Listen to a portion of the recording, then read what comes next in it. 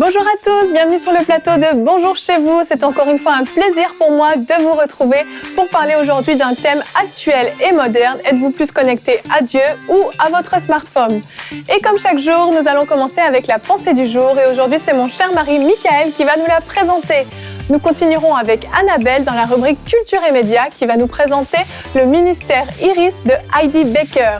Et pour terminer, nous aurons la rubrique Actu avec Anne qui va nous dire si Internet est un atout ou une menace pour la pratique religieuse. Voilà, vous connaissez le programme, je file rejoindre les chroniqueurs.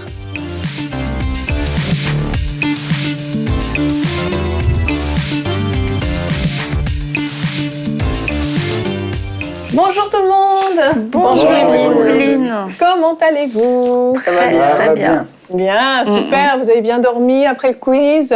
Très bien. Oui, on a Annabelle et Jonathan qui étaient là hier après une merveilleuse victoire. Oui, une victoire, mais un peu triste pour le téléspectateur qui n'a pas eu... Enfin, j'allais dire qu'il n'a pas eu son cadeau. Il en a eu un quand même. Il en a eu un quand même. Un bon cadeau quand même. Pas le gros cadeau, mais il a eu un bon cadeau quand même, effectivement. Tu as tout donné, enfin presque tout donné. On verra si la semaine prochaine on fait mieux. Hein. Exactement. On aura encore d'autres quiz qui vont se rajouter. C'est vraiment stressant le quiz. Hein. Tu sais, moi-même, j'ai fait les questions et quand je regardais l'émission dans les coulisses, j'étais là, je disais, oh, je sais plus les réponses. C'est stressant. Alors que tu avais fait les questions, quand même. C'est ça. Bon, c'est pour dire. Hein. ça vous décharge de toute responsabilité, comme ça, c'est bien. C'est avec toi qu'il faut qu'on voit pour les questions, les réponses. Pour me graisser la patte. Non, c'est interdit, on ne fait pas ça, Tout se négocie. Et donc aujourd'hui, comme on l'a dit, on va parler de notre smartphone. On va parler d'être plus connecté à Dieu qu'à notre smartphone. Et donc on commence tout de suite avec la pensée du jour. Donc aujourd'hui, chérie, c'est toi qui vas nous apporter la pensée qui s'intitule « Connecté à votre smartphone » ou « Connecté à Dieu », c'est ça? Oui, c'est ça. Et cette pensée, pour moi, elle est vraiment importante parce que je réalise que de plus en plus, les statistiques le montrent, en 2016, on voit que les jeunes de 16 à 24 ans en France passent en moyenne 4 heures par jour connectés à leur smartphone. Et cette réalité, là aussi pour l'Église, on va dans l'église, dans les couloirs, on voit souvent les gens dans nos églises connectés à leur smartphone. Avant le culte, au moment où on prie, avant l'époque du smartphone, ils sont là en train de tapoter sur leur smartphone, même pendant le temps de louange. On se pose des questions. Et pourtant, cet outil, je l'aime énormément. Mon téléphone, vraiment, je fais tellement de choses avec, c'est tellement pratique, j'ai pas à déballer un appareil photo, amener avec moi une télé, je peux vous montrer une vidéo, prendre des super photos, regarder mon agenda, écrire mes mails, envoyer des textos à n'importe qui se trouve au bout de la planète. C'est vraiment génial. Mais, comme dit le Seigneur Jésus aux églises, ce que j'ai contre lui, c'est que cet outil qui peut faciliter notre quotidien, peut également devenir dans notre vie l'ennemi numéro 1, l'instrument numéro 1 que le diable utilise pour nous voler notre temps précieux et notre temps de communion avec Dieu. Et pourquoi je dis ça? Parce que j'ai vécu l'époque d'avant le smartphone, avant l'explosion du smartphone, et j'ai réalisé un véritable changement dans la vie de ceux qui ne font pas attention et des enfants de Dieu qui ne font pas attention. Je prends un exemple. Avant, on se levait le matin. Pour certains, ils se lèvent le matin et puis quand on est chrétien, notre priorité, nos premières pensées vont vers le Seigneur. Seigneur, je t'aime, Seigneur, je te loue, Seigneur, je te confie cette journée, etc. On l'adore, on passe du temps avec Dieu. Certains ouvraient la Bible, commençaient à lire un verset. Et depuis que le smartphone est arrivé, ces statistiques de gens qui étaient connectés à Dieu dès le réveil a considérablement chuté parce que les gens allument leur smartphone, checkent leur mail, ils sont en communion avec les hommes, communion avec le travail, communion avec leur Facebook, le mur Facebook qui scrolle, et plus avec Dieu. Donc dès le matin, on voit que les priorités de beaucoup ont changé. Et c'est un véritable problème. Et je crois que le diable, il se frotte les mains avec cette technologie à portée de main, à portée de notre poche. Il y a quelque chose qui ne va pas. Et puis, il y a tout ce petit temps qu'on avait avant, ces temps libres, ces temps morts qu'on avait, qui, quand on les cumule au fur et à mesure de la journée, finalement, on se rend compte que ça fait 2 heures de temps libre par jour. Et ces temps étaient précieux pour se remplir du Saint-Esprit en tant que croyant.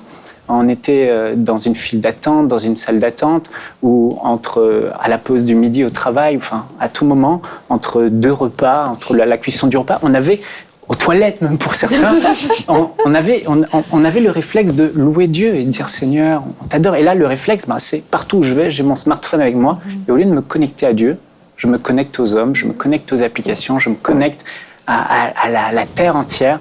Et ça montre un véritable problème. Il ne faut pas s'étonner si dans la vie de certains disent mais je ne ressens plus la présence de Dieu n'est plus là. Finalement, on ne se remplit plus du Saint-Esprit parce qu'on n'est pas connecté à la bonne source.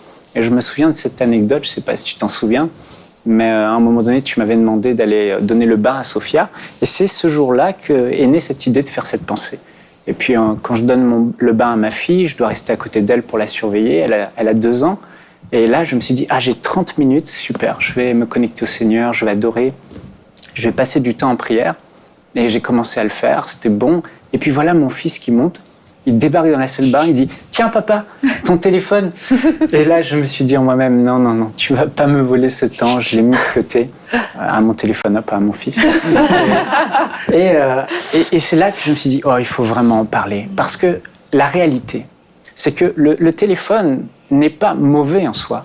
Mais si on ne fait pas attention et si on ne se discipline pas, il peut devenir l'instrument numéro 1 qui nous éloigne de Dieu dans notre vie. Parce que tout s'y trouve, tous les loisirs, toutes les distractions, etc. s'y trouvent. Alors, le remède n'est pas de se débarrasser de votre téléphone portable si vous vous sentez concerné. Le remède, c'est de prendre des bonnes résolutions. Et l'apôtre Paul dit dans 1 Corinthiens, au chapitre 9, verset 27, « Je traite durement mon corps et je le discipline de peur d'être moi-même disqualifié après avoir prêché aux autres. » Et ici, quand l'apôtre Paul parle du corps, il parle de la chair, c'est-à-dire tous ces désirs en lui qui sont contraires à l'Esprit de Dieu. Son esprit veut prier, son esprit veut s'attacher à Dieu, son esprit veut se connecter à Dieu, mais il dit, mais il y a en moi, ma chair, cette passion dans mes membres qui est là, qui me tire à l'opposé des choses de l'esprit et qui a envie de toutes sortes de distractions, etc. Mais moi, l'apôtre Paul, il a réalisé une chose, c'est qu'il doit faire attention. Alors, il traite sévèrement sa chair. Quand sa chair a des envies, il ne dit pas toujours oui. Et c'est ce qu'on doit faire avec notre téléphone. Alors, il faut dire à sa chair, écoute-moi bien, à compter d'aujourd'hui, les choses vont changer, ma chère. Je vais te traiter sévèrement, ainsi que tes envies compulsives de smartphone. Et sincèrement, je l'ai fait depuis bien longtemps. Et je veux vous encourager, si vous avez cette attirance charnelle vers votre téléphone, parlez à votre chair et dire, donc, à compter d'aujourd'hui, je change mes résolutions. Alors, vous pouvez, lorsque vous êtes tenté, par exemple, d'aller sur votre téléphone, vous ne savez même pas pourquoi, mais ça devient une démangeaison, finalement, vous dites, au lieu d'aller vers mon téléphone, je vais prier.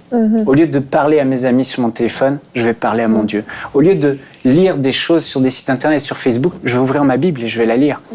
Le téléphone, il faut le mettre sur silencieux et s'éloigner le plus possible de lui et aller vers lui quand on en a besoin, et pas de smartphone sur votre chevet quand vous vous couchez le soir. Je crois vraiment que c'est important et je vous lance vraiment un message. Ne mettez pas ce téléphone sur votre chevet. Vous allez dire, oui, mais ça me sert de réveil, la bonne vieille excuse, mais achetez-vous un bon vieux réveil. Mais au moment où vous allez vous réveiller, au lieu de vous tourner vers lui, vous allez vous tourner vers votre Dieu qui peut changer le cours de votre journée, bénir votre journée. Et il mérite notre amour, il mérite notre attention, il mérite d'être le premier dans notre vie. Et pour finir, certains vous me direz, oui, Michael, c'est bien beau, mais c'est pas un péché de passer du temps sur le smartphone. Ça se discute, passer trop de temps sur le smartphone. La Bible dit, on aimera le Seigneur, notre Dieu, de tout notre cœur. Bon, bref, je passe ça. Mais une question importante qu'il faut se poser, réellement se poser. Tout ce temps que je passe sur mon smartphone, est-ce que vraiment c'est du temps productif pour ma propre vie? Est-ce que je suis en train de bien gérer mes priorités lorsque je suis connecté à mon smartphone autant de temps? Et là, on réalise encore une fois ce que l'apôtre Paul dit toujours dans 1 Corinthiens chapitre 6, verset 12. « Tout m'est permis, mais tout n'est pas utile. Tout m'est permis, mais je ne me laisserai asservir par quoi que ce soit. » Et j'aimerais juste vous laisser sur cette pensée. Vous aussi, ne vous laissez pas séduire par ces distractions inutiles qui créent des addictions invisibles dans votre vie et qui finalement vous asservissent. Merci. Merci Michael, merci pour cette bonne pensée du jour qui nous a vraiment édifiés. Et tu es passé rapidement sur le verset, mais c'est le verset du jour, donc on va le revoir parce qu'il est vraiment bon ce verset. Matthieu 22, 37, « Tu aimeras le Seigneur ton Dieu de tout ton cœur, de toute ton âme et de toute ta pensée. Et c'est vraiment le verset qui résume, je trouve, très bien ce que tu as dit, parce que le Seigneur veut qu'on l'aime entièrement, qu'on lui donne tout, en fait, tout ce qu'on a, tout notre être, en fait, notre âme, notre pensée, notre cœur, tout. Et c'est vrai que notre téléphone, malheureusement, nous vole parfois, nous vole particulièrement nos pensées. Je dirais pas que notre téléphone va peut-être nous voler notre cœur, mais ça nous vole vraiment nos pensées. Et c'est vrai qu'on a tendance... Et notre temps, c'est sûr, bien sûr. Mais là, c'était par rapport au verset. Pas qu'on doit lui donner tout notre temps. Mais c'est vrai aussi, pourtant. C'est vrai aussi. Tu veux ajouter quelque chose ? Non, c'est une tragédie. Voilà, je savais que tu voulais ajouter quelque chose. Et je vais enchaîner encore avec la citation du jour parce que pour pouvoir poursuivre cette discussion, je la trouve vraiment bien. C'est Charles Spurgeon, je peux le prononcer. Charles, qui est donc un prédicateur baptiste réformé du 19e siècle, que, à mon avis, tout le monde connaît, qui nous dit... ne te donne pas de repos tant que l'amour et la foi en Jésus ne sont pas les passions dominantes de ton âme. Je trouve ça aussi vraiment un conseil extraordinaire. Aucun repos tant que c'est pas la priorité. Donc c'est évident que ça va nous prendre toute la vie parce que on n'y sera jamais au top du top. Et c'est vrai que ces petits temps sur le téléphone nous donnent des repos. Toi, Annabelle, qu'est-ce que tu penses de ce thème ? Nous, on a banni le téléphone de notre chambre. J'ai pensé à toi en écrivant cette pensée tout le long. Du coup, tu m'as envoyé un message. Non, on a banni le téléphone de notre chambre parce que c'est vrai qu'on a vraiment une grande facilité, aisance à prendre nos téléphones en tout temps dans la journée. Puis on s'est dit non, c'est fini. Le soir, on laisse nos téléphones ailleurs. Ils franchissent plus le pas de notre chambre. Mais il y avait le problème du réveil. Et j'ai acheté un réveil. Nous sommes achetés un réveil. Et c'est vrai que le matin, tu prends pas ton téléphone parce que même si t'as pas envie de le prendre, il est là. C'est comme un réflexe. T'es encore un peu vaseuse. Du coup, tu regardes 2-3 trucs. Et puis là, ton cerveau est tout de suite en train de se mettre en marche avec un tas de nouvelles. Et pas que des bonnes nouvelles, quelquefois. Et moi, je m'en souviens, avant, je dormais avec mon téléphone sous mon oreiller. Parce que bon, je voulais rien manquer, tu comprends. Et en fait, j'avais lu une étude qui disait que quand tu dors avec ton téléphone à proximité, t'as un sommeil de moins bonne qualité parce qu'inconsciemment t'es comme sur le qui-vive et c'est vrai que je me souviens, je recevais des messages même si c'était la nuit, j'ouvrais un œil, je regardais. C'est terrible. Ouais, non mais vraiment c'est comme et puis tu réponds n'importe quoi en plus la nuit, donc il faut vraiment pas faire ça. Mais c'est sûr que ça peut vite devenir un esclavage. Puis on voit chez les jeunes qui connectent pas, qui se parlent pas et on parle pas au Seigneur et on parle plus même aux gens en face de nous et c'est dramatique. Dramatique, comme tu l'as dit. Vraiment. Et même, on voit une autre implication qui touche à la capacité de maintenir notre attention. Et c'est pas seulement chez les enfants qu'on voit des désordres d'attention, c'est aussi chez les adultes, des déficits d'attention. Et je sais pas si vous remarquez, mais plus vous passez de temps sur votre cellulaire, moins vous arrivez à concentrer votre attention longtemps. Et ça va nuire directement à la capacité à se concentrer sur un passage biblique qu'on lit. À la rigueur, c'est handicapant pour toute la vie, mais principalement pour la lecture de la Bible, parce qu'on n'arrive plus à lire 3 lignes d'affilée, on ne sait plus ce qu'on a lu. On peut lire 10 fois le même passage, on ne sait toujours pas ce qu'on a lu, on le relit encore, on n'arrive pas à concentrer notre attention. Et ça, c'est directement lié à la consultation fréquente et continuelle des téléphones. Allez, jette-le. Oui, vas-y. Je lisais sur mon smartphone, en attendant dans une file d'attente, je lisais. Et j'ai vu une statistique très intéressante. Si je me souviens bien, les hommes tiennent 20 secondes dans une file d'attente avant d'ouvrir leur smartphone et les femmes 35 secondes. Donc on tient 15 secondes de plus. C'est ça. Mais c'est là en fait toute la sournoiserie du téléphone, c'est que c'est tout petit et que ça va dans une poche. Je me souviens, il y a de longues années, à notre âge maintenant. Ils sont mignons. À un moment donné, c'était la télévision. Puis David Wilkerson avait parlé à la télévision, ainsi de suite, en disant, bon, les chrétiens passaient trop de temps devant la télévision au lieu de passer du temps à prier. Sauf que quand on attendait le bus, on n'avait pas la télévision sur le bras. Ou quand on était dans une file d'attente, dans une administration, on n'avait pas une télévision sous le bras. Ou quand on était en train d'attendre dans la rue, n'importe où, on n'a pas de télévision. Tandis que là, il y a un téléphone et il est partout. Et donc 20 secondes, on n'est plus capable d'attendre. Alors c'est bon de pouvoir réfléchir, méditer. On a lu un texte le matin et puis prendre le temps dans la journée de dire ce que j'ai lu, repenser, c'est ça. Et regarde ce qu'il dit, c'est lui qui est connecté à 100%. Ouais, je me souviens, Evelyne, lorsque on était fiancés et que tu travaillais à ta pause de midi, tu avais tes bonnes petites habitudes. C'était pas encore l'explosion du smartphone. Tu allais sur ton petit banc, tu lisais ta Bible pendant une demi-heure, une heure, tu disais c'est formidable. Et là, il vient voler ce temps précieux parfois. Mais ça nuit aussi à notre capacité d'évangéliser. Parce que dans le temps, quand vous étiez sur un banc en train d'attendre, ou dans le métro, ou dans le train, ne serait-ce que dans le train, tu as 1 heure de trajet, 1 heure et demie de trajet, t'engageais la conversation avec celui d'à côté. C'est vrai. Maintenant, tu le fais plus, tu es sur ton smartphone, même à la rigueur, ça nous arrange bien parce qu'on se met dans notre petite bulle et on ne veut pas être dérangé. Mais ça nuit à l'évangélisation et à notre capacité à maintenir notre attention. Et chérie, tu parlais tout à l'heure dans ta pensée du jour, tu nous as cité des statistiques concernant l'utilisation des téléphones. Tu nous parlais de 4 heures en moyenne par personne. On vous a posé, nous, la question sur la page Facebook d'enseigne-moi.com, EMCI TV. Combien d'heures par jour en moyenne passez-vous sur votre smartphone? Donc là, on est plutôt sur un public chrétien.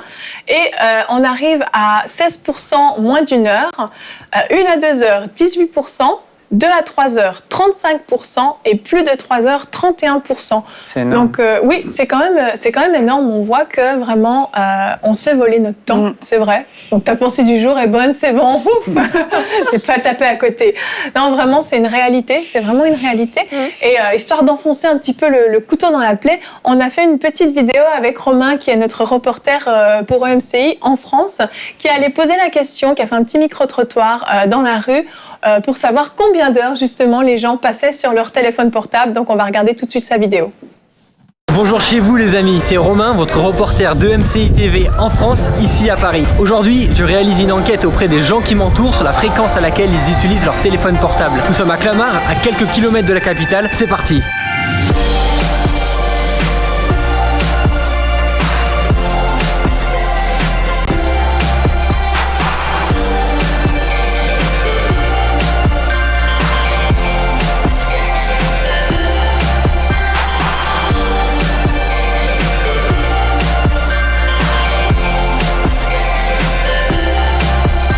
Je suis avec Aimé, salut Aimé. Salut les filles. Salut. Ok, salut Joseph. Hello. Je suis avec Émeraude, salut Émeraude. Hello. Dis-moi Aimé, combien de temps tu penses passer par jour sur ton smartphone? Allez, 4-5 heures. 4-5 heures par jour, ok. Je dirais 3 heures peut-être un peu plus. Donc si tu fais le calcul, 8 heures. 23 heures. En vrai, je crois que je suis à 10 heures. 7-8 heures en journée. Dis-moi monsieur. À peu près entre 5 et 9 heures. Mon téléphone portable, je me le suis fait voler il y a 2 semaines.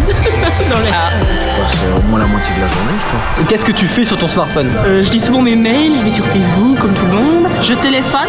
J'aime beaucoup écouter la musique. Spotify, Deezer, sur YouTube. Je regarde des séries. Ouais, moi aussi. Je commente sur internet. Facebook, mail, Snapchat, Instagram. Les réseaux sociaux, c'est beaucoup le mail, WhatsApp, tout ce qui s'utilise pour rentrer en relation avec les gens. Est-ce que tu penses que ton smartphone est un voleur de temps? À des moments, oui. Oui. Parce que du coup, ça casse mes relations des fois avec les gens. Et je pense que les relations comme ça, sociales, entre une caméra et un interview, c'est... Oui, c'est la troisième main. Trop. Un peu, ouais. Oui, je pense que c'est un voleur de temps. Après, ça peut être un bon temps si on s'en sert comme il faut. Voilà, là on m'appelle pour une urgence. Énorme, c'est vraiment génial. Oui, parce que ça te distrait forcément. À un moment, ça te distrait. En fait, je me rends compte que je passe plus de temps sur un portable que profiter avec ma famille et tout. Oui, en vrai, oui. Parfois, ça m'arrive d'être dans des repas, dans mon téléphone. C'était Romain, votre reporter ici en France pour EMCI TV. Et on se retrouvera très prochainement pour une future émission Bonjour chez vous. A plus.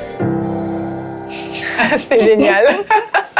C'est génial parce que Ça confirme vraiment ce qu'on a dit. C'est assez impressionnant. Bon, je pense qu'il y en a qui exagèrent un petit peu. 8h, 23h, 10h. Ça va vite si tu regardes la télé, des films. Ça, c'est sûr que celles qui disent qu'ils regardent des séries, effectivement, ça va très vite. En tout cas, c'est des jeunes, ça c'est vrai. Donc on voit, ça nous donne une idée de la génération à venir, à quoi ça va ressembler. Donc faisons attention, soyons prudents, vraiment, gardons notre cœur par rapport à ça. Utilisons notre téléphone avec sagesse et intelligence. C'est un outil très utile, mais gardons-le à une certaine distance de nous pour ne pas nous faire voler notre temps et surtout notre relation avec le Seigneur. Donc, on va continuer avec la rubrique Culture et Médias. Donc, Annabelle, aujourd'hui, tu nous parles du ministère Iris d'Heidi Baker, qui est un ministère absolument extraordinaire. Exactement. Souvent, on connaît Heidi Baker et puis on entend quelques anecdotes ici et là de ce qu'elle peut faire, mais derrière, il y a vraiment une organisation, le ministère Iris, qui existe depuis les années 1980. Et puis, on sait tous aujourd'hui que Heidi, elle est au Mozambique depuis 1995. Mais avant ça, elle a été missionnaire. Ça fait plus de 25 ans en fait que elle et son mari Roland sont missionnaires. Ils ont été 12 ans missionnaires en Asie avant ça. Et puis avant de poursuivre, on pourrait peut-être regarder une petite vidéo de présentation qu'ils ont fait à l'occasion des 20 ans du ministère Iris.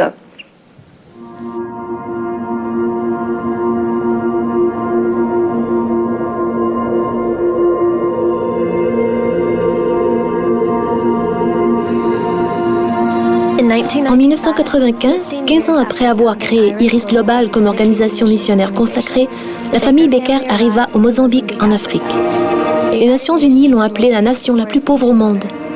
30 ans de guerre ont ravagé le pays et ont fait des milliers d'orphelins. Chaque semaine, après avoir prêché dans les rues, Heidi a commencé à ramener les enfants à la maison, un par un. Les Baker et une poignée d'employés ont trouvé un centre pour les enfants afin de s'occuper d'autant d'enfants que possible. Iris Global a expérimenté une croissance explosive durant les années 1990 et les années 2000. Ils ont commencé à ouvrir des écoles ainsi que des cliniques médicales. De plus en plus d'enfants ont trouvé un foyer et par les fréquents programmes d'évangélisation, une multitude est venue au Seigneur. Les pasteurs du Mozambique voyageaient depuis des villages isolés, cherchant à être formés et demandant des conférences dans la brousse africaine. Des centaines d'églises se développaient et la nouvelle de ce que Dieu faisait se répandait, poussant des bénévoles étrangers à venir et à augmenter les rangs. La plupart des grands miracles dont Iris Global a été témoin se sont produits à la Bocaria, la plus grande décharge publique de Maputo, et que Heidi a appelée son église préférée.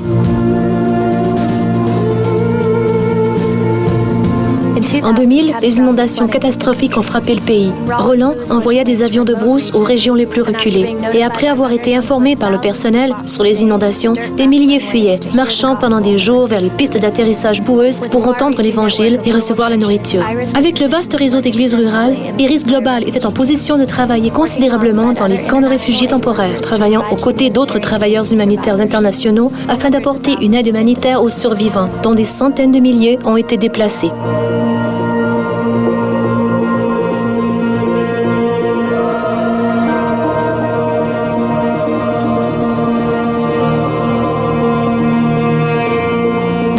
Ceux qui avaient tout perdu étaient désespérément animés d'une faim spirituelle. Et quand ils ont entendu l'Évangile, un grand déversement du Saint-Esprit est arrivé.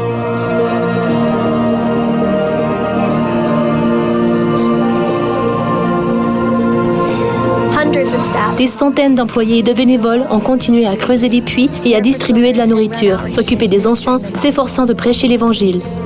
Iris Global est présente dans plus de 20 pays. Le Seigneur a déversé son esprit et des milliers d'églises se sont implantées au Mozambique et à travers le monde.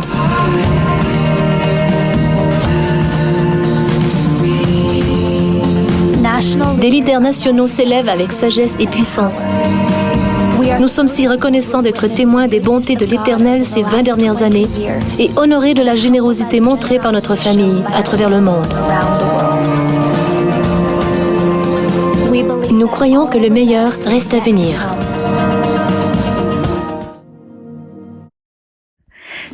ces genres d'images, à chaque fois, ça nous saisit. Et puis quand on la voit prêcher, on s'imagine pas quelquefois qu'elle a ce quotidien-là. Elle va prêcher dans la décharge, elle va prêcher dans des villages totalement isolés.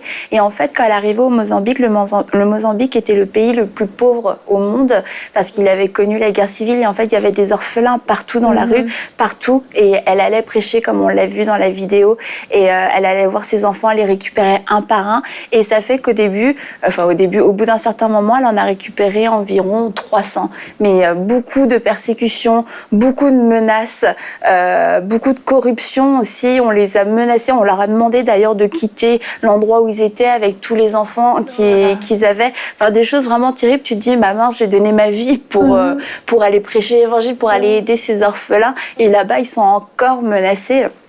Et donc, ils ont dû tout quitter à un moment donné et il n'y avait plus rien. Et ils ont pris tous leurs enfants, pas juste leurs 2 enfants naturels, ils ont vraiment pris tous leurs enfants. Une dame leur a apporté à manger et elle a dit, oui, mais on a beaucoup d'enfants. Elle a dit, non, c'est juste pour toi et ta famille, tes 2 enfants et ton mari. Elle a dit, non, on a beaucoup d'enfants avec nous. Ils en avaient une 50aine vraiment avec eux à ce moment-là. Et ils ont servi, ils ont prié pour la nourriture et tout le monde a mangé. Wow. Tout le monde a été nourri. Et c'est un peu l'histoire de leur ministère. Et en fait, comme je disais, ils avaient été expulsés, vraiment vécu beaucoup d'opposition. Et à un moment donné, elle était très fatiguée et elle est partie à Toronto à assister à une conférence. Et là, elle a une vision de Jésus, elle a vraiment une visitation, un temps d'intercession très puissant pour tous ces enfants, ces orphelins. Et elle a vu Jésus et elle a vu aussi des milliers d'enfants venir à elle pour être nourris. Et elle disait, non, Seigneur, il y en a trop. Je suis déjà 300, on est débordés, on ne sait pas comment faire. Et Jésus lui a dit, regarde-moi dans les yeux. Et là, elle a regardé à Jésus et Jésus a pris un morceau de lui et il lui a mis dans la main et ça s'est transformé en pain. Et c'était pour lui dire, tu vois, c'est le pain pour nourrir ces enfants-là, tu n'en manqueras jamais. Et il a pris un verre avec le sang et son eau. Il lui a dit, et voilà, et ces enfants auront toujours aussi à boire. Et ça a marqué un point tournant dans leur ministère parce qu'elle est repartie avec la certitude que Jésus lui-même prenait soin de ces orphelins, que c'était pas ses moyens. Et aujourd'hui, les ministères Iris, c'est plus de 10 000 enfants qui soutiennent, qui aident, ils les envoient à l'école, ils s'en occupent médicalement. Et puis en plus, c'est carrément le réveil, quoi. Oui, vraiment, ils vivent des choses extraordinaires. On voit, elle va prêcher, elle prêche pas juste d'ailleurs aux enfants. On voit sur la photo beaucoup d'aveugles. Il y a beaucoup d'aveugles qui sont guéris au travers du ministère d'Heidi. Elle va dans tous les villages reculés et elle s'arrête. Et elle dit, c'est vraiment son credo, s'arrêter pour une personne. Et elle s'arrête pour toutes ces personnes que personne n'a jamais regardées, que personne n'a jamais peut-être aimées. Et après, pour eux, elle les aime, elle les prend dans leurs bras. C'est vraiment comme elle ressemble à Jésus. Vraiment. Tu penses à Jésus, tu vois Heidi, la manière dont elle aime les gens. Tu sais, tu dis pas Heidi, elle exerce le ministère. Tu dis, elle aime les gens. Mais derrière tout ça, encore une fois, il y a toute cette organisation, les ministères Iris, et qui accueille des centaines d'étudiants aussi de l'étranger, etc., et qui font plein de campagnes d'évangélisation, d'aide alimentaire aussi. Et ils travaillent avec plus de 30 pays et ils ont actuellement plus de 10 000 églises dans l'Afrique subsaharienne. Wow. Donc, ce qui est pas rien, ça fait nettement la différence au niveau de l'évangile dans toute cette partie du pays. Il y aurait encore tellement de choses à dire sur ce ministère, mais je trouvais ça intéressant de savoir vraiment c'était quoi son quotidien et puis de s'en rappeler parce qu'on la voit venir prêcher aux États-Unis et tout ça, mais voilà, elle est avec les enfants et là, ils construisaient une école et c'était un grand jour de fête pour eux. Oh, c'est extraordinaire ce ministère, vraiment, c'est tellement gros ce qu'ils font, c'est fou. Et j'imagine qu'ils vivent par les dons. J'imagine, je ne sais pas si tu sais s'ils ont d'autres apports financiers ou... Et c'est sûr que c'est majoritairement par des dons, des soutiens de ministères aussi extérieurs, parce que le fait, de voir le miraculeux dans son ministère, ça a beaucoup, les gens, l'Occident a beaucoup regardé à elle et s'est dit, ok, il faut semer parce qu'il y a vraiment quelque chose qui se passe d'extraordinaire, ça a sensibilisé aussi, mais on peut aller sur leur site et puis on peut les soutenir de façon mensuelle et c'est vraiment un excellent ministère à à soutenir. Oui, vraiment. Je pense qu'il y a des ministères, on est sûr, on peut les recommander. C'est un bon terrain semé dans cette terre parce que c'est vraiment merveilleux ce qu'ils font là-bas. Merci beaucoup, Annabelle, de nous avoir présenté ce ministère d'Heidi Baker, Iris Global. C'est vraiment... C'est génial ce qu'ils font, j'ai pas de mots, ça me paraît tellement gros, tellement grand. Je me dis, waouh, quel appel, vraiment, c'est merveilleux. Merci beaucoup. Et on va continuer notre émission avec la rubrique Actu. Anne, aujourd'hui, tu es venue nous parler d'Internet. Internet, est-ce une menace? Est-ce un atout pour la pratique religieuse? Ça nous intéresse parce qu'au premier abord, on dirait c'est sûr, c'est un atout, mais tu as des choses à nous dévoiler. Oui, j'ai des choses à vous compris dire. Des choses qu'on n'a pas compris. En tout cas, j'ai analysé ce qu'ont pensé d'autres personnes. En tout cas. Et on est à Enseigne-moi un site Internet. Alors, on est concerné au premier chef et les gens qui nous écoutent sont concernés au premier chef. Et effectivement, la première idée qui nous vient, c'est l'Internet, c'est un gros atout pour l'expansion de l'Évangile. Et on pourrait dire comme ça, au premier abord, ça a facilité beaucoup l'expansion du message religieux. Et pas seulement de l'Évangile, d'ailleurs, de toute religion confondue. J'allais dire toutes sortes de messages. Maintenant, on le sait, sur Internet, il y a tout, absolument tout, des bonnes choses comme des mauvaises. Tout et n'importe quoi. Et tout et n'importe quoi. Et on pourrait dire, peut-être le premier atout qu'on a trouvé, c'était d'arriver à rejoindre des gens qu'on n'arrivait pas à rejoindre d'habitude. Et on le sait, les émissions, par exemple, qui sont sur Enseigne-moi, sont vues dans des endroits aussi improbables que l'Arabie Saoudite ou le Maroc. Et des gens qui, a priori, n'auraient jamais pu avoir accès à autant de matériel, ont accès maintenant. Et l'Internet, c'est un très bon moyen d'accéder comme ça à des endroits secrets, des endroits interdits. Mais, parce qu'il y a un mais, il y a une étude qui date de février 2017 qui a été faite par le Pew Research Center. Donc c'est comme un Ipsos américain spécialisé dans les statistiques sur les milieux religieux et en particulier le christianisme. Et donc cette étude a attiré l'attention d'un professeur de théologie que mon mari connaît bien, qui est à l'université Laval, qui est le professeur Alain Bouchard. Et cette étude montre qu'il y a une montée de la cote d'irréligion. Alors vous allez me dire, qu'est-ce que c'est cette histoire-là? En fait, c'est le nombre de gens qui se disent sans religion. Et là, on va pouvoir l'afficher d'ailleurs, on a une statistique. Voilà, donc... dans les pays occidentaux, parce que les statistiques, on les obtient par des recensements qui sont organisés par des pays occidentaux comme le Canada ou la France, et c'est plus difficile à voir dans des pays qui n'ont pas de recensement. Et donc pour les pays occidentaux, on avait, il y a 20 ans, 13% des gens qui se disaient sans religion, et maintenant, on a 30% des gens, et même 35% en France, par exemple, qui, au recensement, ont précisé qu'ils n'avaient pas de religion. C'est énorme. C'est ça, c'est déjà énorme. 13% il y a 20 ans, je trouve ça énorme. Exactement. Donc, depuis 1990, ça a été multiplié par 2 en Amérique du Nord et par 3 en France. Donc, le nombre de gens qui se disent sans religion. Et on peut afficher le deuxième visuel. Quel facteur explique cette tendance? Alors, selon l'étude du Pew Forum là, que je vous citais juste avant, 25% de ce phénomène s'explique par la transmission sociale. C'est-à-dire qu'on transmet de moins en moins la pratique religieuse dans le cercle familial. C'est vrai, j'allais dire mes grands-parents, mes arrière-grands-parents se transmettaient de génération en génération leur foi. Et c'était quasiment impossible de changer de religion par rapport à ses parents, ses aïeux d'une manière générale. Mais maintenant, 25%, en tout cas 25% de ce phénomène s'explique par la non-transmission dans le cercle familial. Chacun pense ce qu'il veut, les parents s'adaptent. Tu penses ça, très bien ma fille, très bien mon fils. Et on ne voit plus l'intérêt de transmettre à ses enfants notre foi. 5%, je vais prendre le chiffre de droite, 5% est dû à la hausse du niveau moyen d'études. Alors vous allez me dire, mais c'est pour ça, c'est-à-dire que plus on est intelligent, moins on croit en Dieu. Eh bien non, c'est pas ça. En fait, c'est que plus on monte haut dans les études, plus on est exposé aussi à...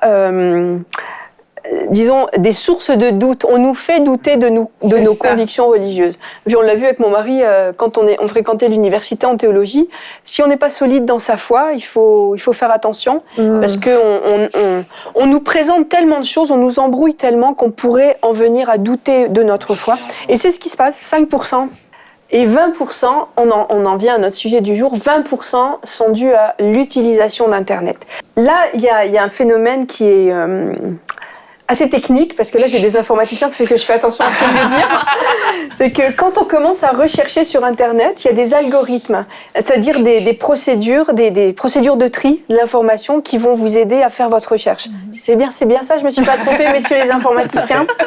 Donc quand on commence à faire une recherche sur Internet, sur notre famille de foi, on va dire, notre famille d'église, on va avoir des premiers résultats qui vont s'afficher et les algorithmes vont faire que ça va faire un effet boule de neige. Et on a remarqué que dans cette étude, c'est pas moi qui le dis, que les premiers résultats qui apparaissent sont des résultats négatifs. C'est-à-dire si tu tapes, je sais pas, protestantisme, les premières références qui vont apparaître sont des références qui présentent d'une manière négative le protestantisme ou ce que tu as cherché.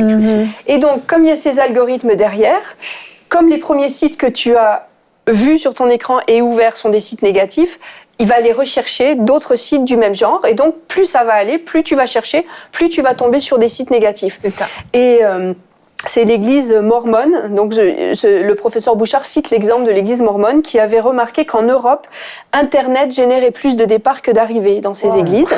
Et il a mis en garde, l'église d'une manière générale en tant qu'institution, a mis en garde ses membres sur l'utilisation d'Internet. Alors, il y a d'autres facteurs d'explication. Ça, ce sont les facteurs qui sont expliqués dans l'étude. Et puis, moi, je me suis dit, on va réfléchir, et ça rejoint ce que tu disais tout à l'heure dans ta pensée du jour. C'est-à-dire que le temps passé sur Internet nous vole beaucoup du temps. Ça nous confisque du temps que sinon on aurait passé par défaut auprès de Dieu. Et là, je fais une petite parenthèse. Quand il y a eu les débuts du protestantisme, il y a Calvin qui avait donné des instructions aux gens qui professaient la religion prétendument réformée. Et il avait dit dans ses prescriptions qu'il serait bon que chacun passe au moins 1 heure par jour à lire la parole de Dieu. Et avec application dans les familles protestantes, dans les familles qui se convertissaient à l'époque, on s'appliquait à passer au moins 1 heure de lecture de la parole de Dieu, la plupart du temps en famille. Et c'était la norme, c'était normal de passer 1 heure par jour dans la Bible. Eh bien, je vous laisse examiner ce que vous passez comme temps dans la parole de Dieu, mais je pense que la plupart d'entre nous peuvent dire qu'ils passent moins d'1 heure. Alors, c'est un des facteurs d'explication, selon moi, c'est la confiscation du temps. Parce que c'est bien beau, tous ces médias sociaux, toutes ces ressources qui sont d'une abondance inégalée, mais ça nous vole notre temps. Vraiment.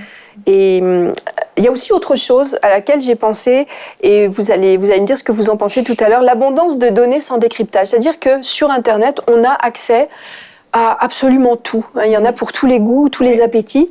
Et il n'y a plus le décryptage d'une personne qui a étudié, qui vraiment peut nous apporter la matière en ayant peut-être un regard plus général, un regard plus averti. Et on peut vraiment facilement arriver à une confusion du vrai du faux. On ne sait plus. C'est ça. On ne sait plus ce qui est vrai, on ne sait plus ce qui est de l'intox, on ne sait plus. On entend beaucoup de négatifs et puis on se dit c'est vraiment, oh là là, mais peut-être que je me suis fait monter la tête, qu'est-ce que je fais dans cette église? Bon. La liberté d'expression, on sait que c'est une bonne chose parce que ça nous permet, nous, d'apporter l'évangile et de pouvoir être là sur ce plateau, apporter beaucoup de matière. Mais la liberté d'expression sur l'Internet donne une tribune à des gens qui, normalement, n'auraient pas dû avoir la parole. Et donc, et vous allez me confirmer encore, messieurs les techniciens, c'est qu'on n'a pas moyen de faire taire, à part si on est dans un pays totalitaire, on n'a pas moyen de faire taire les gens qui s'expriment sur Internet. Et donc, n'importe quel faux docteur peut s'autoproclamer sur Internet et se faire des milliers d'adeptes, des dizaines de milliers d'adeptes en très peu de temps. Et ça, de manière absolument hallucinante. On a vu comme ça des gens qui s'autoproclamaient grands prophètes et qui ont à leur suite des dizaines de milliers de gens qui les suivent et qui écoutent ce qu'ils ont à dire. C'est effrayant. Donc, exactement. Et nous, puisqu'on est nous, notre vocation, c'est d'apporter l'Évangile. On a une vocation d'église. C'était la vocation de l'église avant. C'était l'institution religieuse qui avait pour mission d'apporter le message. Et maintenant, avec Internet, on désinstitutionnalise, on enlève cette charge d'institution. Et le message religieux, qui devait auparavant, comme Jésus l'avait prévu, être apporté par des pasteurs, par des docteurs, par des enseignants dans l'église, maintenant c'est apporté par n'importe qui s'autoproclame sur Internet. C'est tragique, exactement. Et ça va être aussi pour nous un gros défi d'arriver à pousser la voix plus fort pour se faire entendre, pour que le message, le vrai message passe. Tout à fait. Et il y a quelque chose qui est très intéressant dans ce que dit le professeur Bouchard, c'est que l'Église est un rassemblement et elle avait un rôle régulateur, elle avait aussi un rôle d'encadrement de la foi, d'encouragement de la foi, et on a perdu ça. Et on a beau dire que c'est une communauté, on dit sur Internet la communauté, le cyberespace, c'est une communauté. C'est un mensonge, c'est pas une communauté. C'est un patchwork de gens qui n'ont rien à voir les uns avec les autres, qui ne se connaissent pas, qui ne se reconnaissent même pas dans la rue. Et soi-disant, c'est une communauté, mais c'est faux. Oui, et lui, il dit quelque chose qui pour moi est important. Il dit une des vocations de l'Église, c'est d'être ensemble, de vibrer ensemble, de prier ensemble, de se soutenir mutuellement. Et avec Internet, on perd ça. Alors, la tentation de se faire un message à la carte sur Internet, elle est plus forte que jamais. Et on le sait, je vais vous citer 2 Timothée 4, 3 à 4. C'est l'apôtre Paul qui dit ça à Timothée. « Car il viendra un temps où les hommes ne supporteront pas la saine doctrine, mais ayant la démangeaison d'entendre des choses agréables, ils se donneront une foule de docteurs selon leurs propres désirs. Ils détourneront l'oreille de la vérité et se tourneront vers les fables. » Alors, on est vraiment dans ce temps-là où les gens peuvent se faire une religion à la carte. Complètement. Et alors vous allez me dire, alors là c'est décourageant, nous on travaille sur Internet, il n'y a plus qu'à remballer, on va repartir chez nous et élever des moutons. Eh bien non. Alléluia. Eh bien non. Justement, c'est parce qu'il y a beaucoup de voix fausses qui propagent n'importe quoi sur Internet qu'il faut d'autant plus être fort et présent. J'allais dire, à une autre échelle, c'est comme une place du marché. Il y a des gens qui vont bavarder, commérer, dire n'importe quoi. Puis il y a des gens courageux qui vont prendre une caisse, vont la retourner, vont monter dessus et vont annoncer avec force et autorité la parole de Dieu. Et c'est ce qu'on est appelé à faire. C'est peut-être une place du marché très large, Internet, mais c'est une place où en tout cas notre voix se fait entendre. Et plus que jamais, on doit crier fort sur Internet. Et pour ceux qui ont peut-être moins de voix ou sont moins présents sur les réseaux sociaux, moins présents sur Internet, peut-être une question de génération, j'en sais rien, on a quand même un rôle. On peut baigner dans la prière, on peut faire baigner dans la prière ce qui se fait sur Internet. Si vous écoutez nos émissions, priez pour que les émissions atteignent leur cible, priez pour que ceux qui doivent l'entendent, et que dans tout ce flot de mensonges et de n'importe quoi, ceux qui cherchent le cœur de Dieu le trouvent et tombent sur nos émissions. Amen. Et on va aussi prier pour la cohésion de l'Église locale. Il ne faut pas que ce soit un tueur d'église locale, l'Internet, mais il faut que ce soit un complément de l'église locale. Et aussi encourager au respect des autorités placées par Dieu. Parce qu'il ne faut pas que le fait qu'on trouve sur Internet des prédications, des messages qui sont très bons, nous empêche de respecter les autorités que Dieu a placées dans l'église locale. Oui. Parce qu'avant tout, c'est quand même votre pasteur, à vous qui nous écoutez, notre pasteur, à nous qui sommes ici, que nous devons d'abord... c'est eux que nous devons écouter. C'est eux à qui on doit le respect. Et c'est pas parce que vous avez entendu un message qui dit le contraire de ce que votre pasteur a dit dimanche dernier qu'il faut accorder plus d'importance à Internet. Qu'est-ce qu'a dit votre pasteur ? Exactement. Je voulais terminer par un petit clin d'œil. Le mot ordinateur, le grand théologien qui est à mes côtés le confirmera, le mot ordinateur est un terme à la base de religion, c'est un terme théologique. Et faut que tu nous expliques. Oui, je vais vous expliquer. Alors, je vais sortir mon latin. Attention. Vas-y, Anne. Ça vient du latin ordinator, qui veut dire celui qui règle et qui dirige. Et ce terme s'appliquait en particulier à Dieu en tant qu'ordonnateur de l'univers. Celui qui met de l'ordre dans le monde. Et donc, notre ordinateur, notre petite machine à Python, là, a usurpé un nom qui ne lui revenait pas. Vraiment. Et il ne faut pas que nous lui laissions prendre plus de place qui ne lui revient. Merci Anne, merci beaucoup. Je sens que Michael a des choses à ajouter. Je te sens trépigner là. Tu dis ça parce que à cause d'enseignement.com. Oui, mais pas uniquement. Je sais que c'est un thème qui te touche. C'est toujours quand j'entends ce genre de message, je me dis si j'avais le pouvoir d'éradiquer Internet de la Terre, je le ferais sans hésitation. Il faut que tu expliques si j'avais là, le pouvoir d'éradiquer la technologie... T'es le président d'enseignement.com et le fondateur, donc on comprend pas là. En fait, c'est un peu ce que Anne a dit, c'est que c'est un peu une balance. Quand on voit le mal qu'Internet fait et le bien qu'il fait, si on éradique Internet, tout le mal qu'Internet fait ne sera plus là. Et quand on voit qu'à l'époque, les missionnaires se débrouillaient très bien comme ils le faisaient, avec des réveils dans le monde entier. Ils étaient là, ils prêchaient la parole, et Dieu accompagnait des signes, des prodiges, des miracles. Voilà. Maintenant, comme Anne l'a dit, Internet est là, et on ne peut pas le faire disparaître. Alors je me dis, la même conclusion que Anne, finalement, que Dieu nous fasse la grâce de pouvoir nous accompagner encore plus par des miracles extraordinaires, des percées, du surnaturel, pour que finalement notre voix se fasse entendre au-delà de la voix du diable. Exactement. Mais c'est vrai qu'il y a une réalité quand même. Si on regarde Facebook, par exemple, où on a accès vraiment à toutes sortes de choses, vraiment toutes sortes de choses sur Facebook. Et on se dit, allez, on est chrétien, on va publier des vidéos chrétiennes sur Facebook, on a des amis incroyants, donc ils vont les voir, et puis ça va les toucher, ça va transformer leur vie. Mais en réalité, ce qui arrive, c'est souvent l'inverse. C'est que ça a tendance à attiser un peu la haine contre les chrétiens, parce que au final, il n'y a pas cette approche dans l'amour qui vient. C'est plutôt, je te balance des vidéos, puis tiens, je te montre que t'es perdu, je te montre que t'as tort, même si la vidéo est bien enrobée. C'est très impersonnel, en fait, Internet. C'est très, très impersonnel, comme tu le disais. On parle de communauté, mais c'est faux en réalité. Et toi, Jonathan, comment tu utilises Internet dans la vie de tous les jours? Toi, t'es, justement, comme Anne le disait, un genre d'informaticien. Comment tu fonctionnes avec Internet? Comment tu t'en sers? C'est la question. C'est ça, la question. Moi, j'aime les questions. La réponse, c'est il y a du bon et du mauvais. On est là sur un plateau de télévision, et on pourrait dire la même chose au niveau de la télévision que ce qu'on a dit pour l'Internet. Disant, à une certaine époque, quand j'étais plus jeune, les chrétiens mettaient la télévision à la poubelle parce que c'était le diable, il fallait pas de télévision. Puis après, il y a eu des télévisions chrétiennes, et puis c'est le cas de MCI, Canal International. On va dire que ça correctement. Bon, j'ai gagné un point. Mais c'est un demi, parce qu'en réalité, c'est enseignement à Canal International. Mais on n'est pas dans le quiz, donc ça va. Ce qu'il faut, c'est prendre sa place et c'est faire du bruit quelque part et de dire, il y a un média qui est là. C'est comme la publicité, une enseigne de publicité. Si on peut mettre... On était à New York il y a quelque temps, puis il y avait un grand panneau qui annonçait d'une manière très claire le message de l'Évangile. On dit, publicité, ça peut être des choses très mauvaises, mais on peut faire quelque chose de bon avec. Voilà. Alors, tant qu'à faire, nous, on est là pour faire du bon. On est le sel de la terre, on est là pour apporter de la saveur, pour apporter quelque chose de différent. Et sur Internet, si on amène du vrai, de l'authentique, de l'amour, on n'est pas là pour se tirer dans les pattes les uns des autres, mais si on amène le message de l'Évangile, les gens vont faire la différence.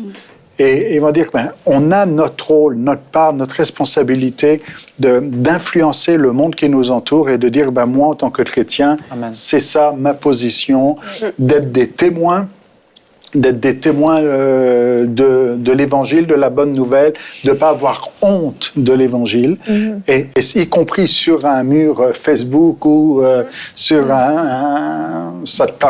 une plateforme, un réseau social, quel qu'il soit.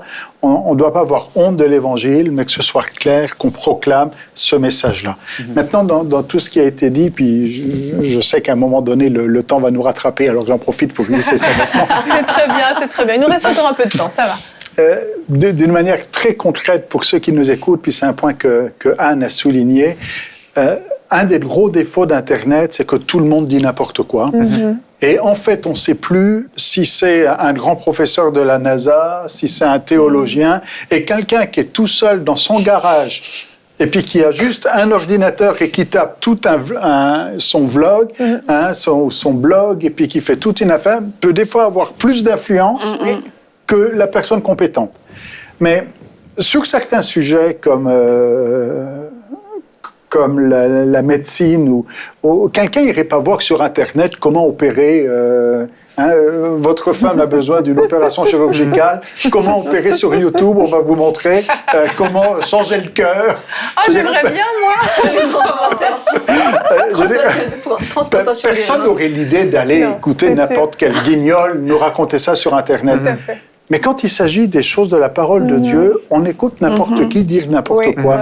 Et je vous en supplie, vous qui nous écoutez, triez, soyez vigilants, regardez la source. Il y a quelque temps, un de mes étudiants a fait un travail, je lui ai mis une mauvaise note. je confesse. Il est au courant? C'était un travail sur Melchisédek. Il est là.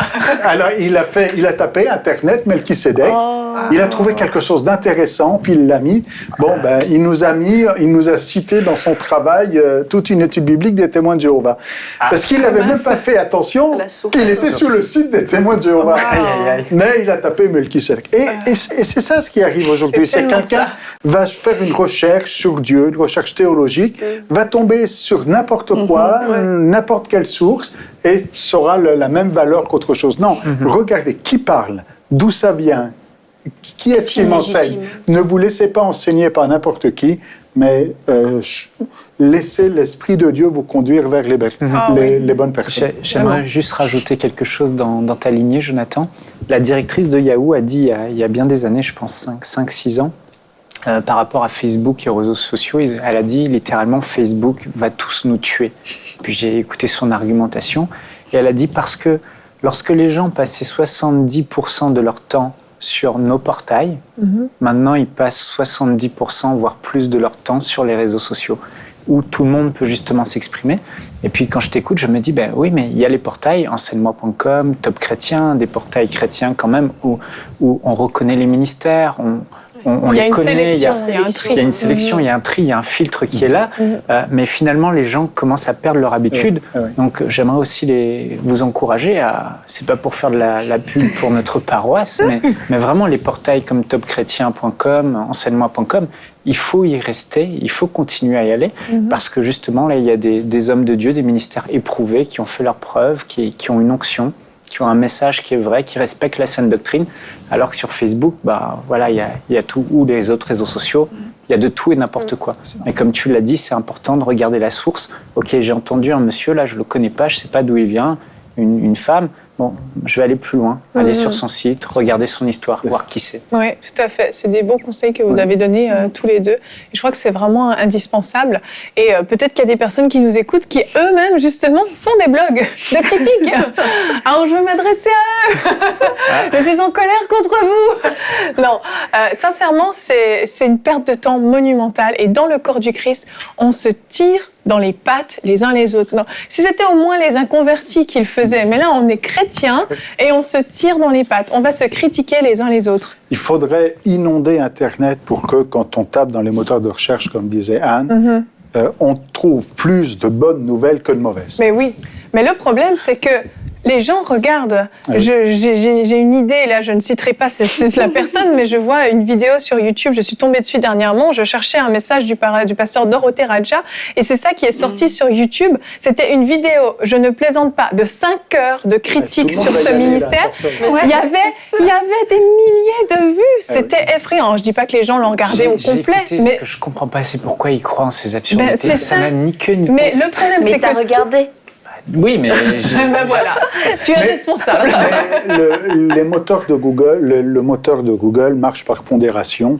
Plus il y a de gens qui cliquent, plus le site va se retrouver en haut. Exactement, c'est Et ça. si les chrétiens comprennent ça,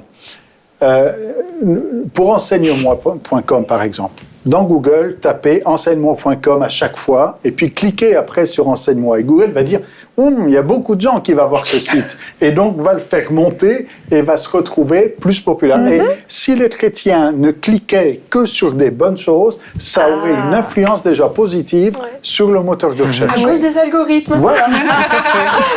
Et 80. J'ai aucun problème, Annabelle, à citer des nombres. 99%, ou je ne sais plus combien, au-delà de 90%, c'est Google. C'est ça. Donc, ils ont un algorithme très connu, la densité des mots-clés aussi, comme tu dis. Et puis, ces critiques-là, c'est plein de mots-clés, ils utilisent, ils savent faire. Hein. Exactement. Donc, ça monte. Vraiment. Alors, il est temps que l'ordinateur mette de l'ordre au lieu de mettre du désordre. Quelle conclusion! Quelle conclusion, c'est extraordinaire. Vraiment, je vous encourage, s'il vous plaît, triez ce que vous regardez, que ce soit sur Facebook, sur Google, sur YouTube, sur Twitter, sur tout un tas de trucs, les pages auxquelles vous pouvez être abonné. Tout ce qui n'est pas édifiant, tout ce qui ne glorifie pas Dieu, toutes ces choses de critique ne servent absolument à rien. Et au contraire, unissons-nous ensemble pour amener dans Internet des choses belles, des choses qui sont édifiantes, qui sont encourageantes et qui élèvent le corps du Christ plutôt que de l'abaisser. Donc, il y a des choses avec lesquelles on peut ne pas être d'accord. On n'est pas obligé de toujours le dire, toujours l'écrire en grandes lettres partout. On peut ne pas être d'accord et ne pas en parler. Et puis, parler de ce sur quoi on est d'accord. Jésus-Christ, notre Sauveur, ça, je pense qu'on est tous d'accord sur ça et on peut inonder Internet avec des choses comme ça. Ça fera jamais de mal, on n'en parlera jamais trop et qui sait qui tombera sur ces choses qui sont édifiantes plutôt que toutes ces choses qui viennent polluer la vie des gens. Donc voilà, je voulais vous encourager. Merci beaucoup Anne pour ta rubrique, c'était super intéressant, vraiment. On a eu la réponse à notre question. Atout ou menace, en fait, un peu les deux. Les deux. Donc, merci beaucoup. Et Anne, tu reviendras tous les mercredis dans ta rubrique Actu où tu prendras comme ça des faits d'actualité que tu vas nous décortiquer, comme tu sais si bien le faire, et nous apporter une belle analyse. Donc, merci Anne. C'est génial. Et on va terminer avec le sondage de demain. Nous allons répondre à la question, alors je vais la reprendre. Est-ce la volonté de Dieu que vous ayez plus d'argent ? Oui, car je suis dans le besoin. Oui, car ceux qui m'entourent sont dans le besoin. Non, ou je ne sais pas. Donc vous l'aurez deviné, demain nous allons parler finances. Nous allons répondre, le thème du jour, sera le cœur de Dieu concernant l'argent. Donc c'est un thème très intéressant quand même.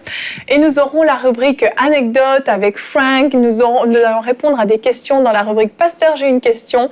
Et puis nous aurons aussi la rubrique témoignage avec Kevin que vous avez déjà rencontré lundi. Donc voilà ce qui nous attend demain. Passez une bonne journée ou une belle soirée et à demain.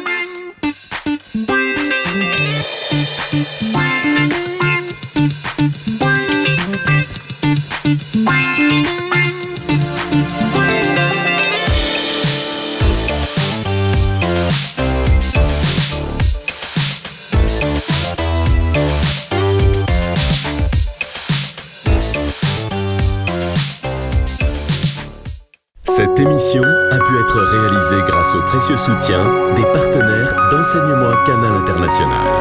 Retrouvez tous nos programmes sur emcitv.com.